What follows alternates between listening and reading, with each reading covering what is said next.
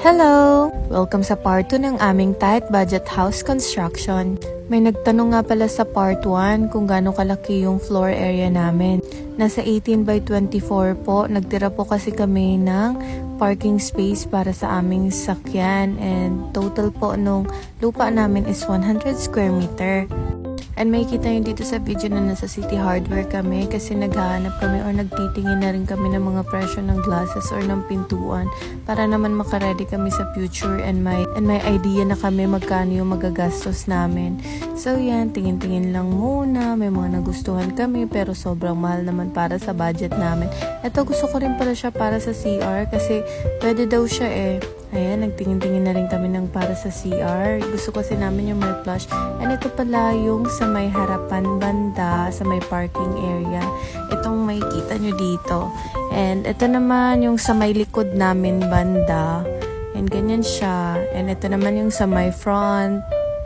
Kung makikita nyo, medyo naghuhugis bahay na rin talaga siya. So, maliit lang talaga itong bahay na to. Pero yung mga beam of poste dyan, ready po siya for second floor. And ipapala rin kami or magkakapera pa kami. Plano po talaga naming slab yung atip namin para ready sa second floor in case na magkapera kami and magdagdag ng kwarto sa taas. As of this time, ito pa lang yung nagagawa. So, baybayan nyo kami sa part 3. Salamat! Hello! Welcome to part 3! Sorry nga pala, dapat talaga part 1 to pero gusto ko na rin ipakita sa inyo yung simula't simula talaga para naman mabuhayan yung isip ng iba dyan na kahit pangit yung area pero once na makalsadahan, pwede talagang tirhan. Kasi dati hindi talaga tumadaanan ng motor o ng sasakyan kasi sobrang basak po talaga itong area na to pero this year lang, buti na lang may project dito na daan and ayun, nagkabuhay yung isip namin na talagang i-push na and ayun, napakasaya, may kalsada na, tambak pa lang siya pero nadadaanan na talaga ng sakyan and as time goes by, ayan, may semento na.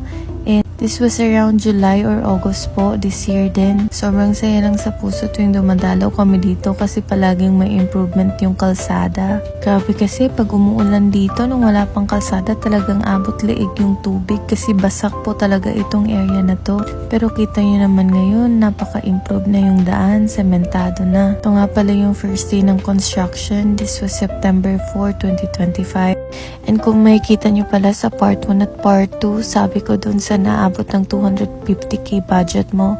Pero gusto ko lang din po linawin na sa 250,000 labas pa po yung tambak namin dito. Nasa 30,000 po yung nagastos namin sa tambak para ma-level yung daan.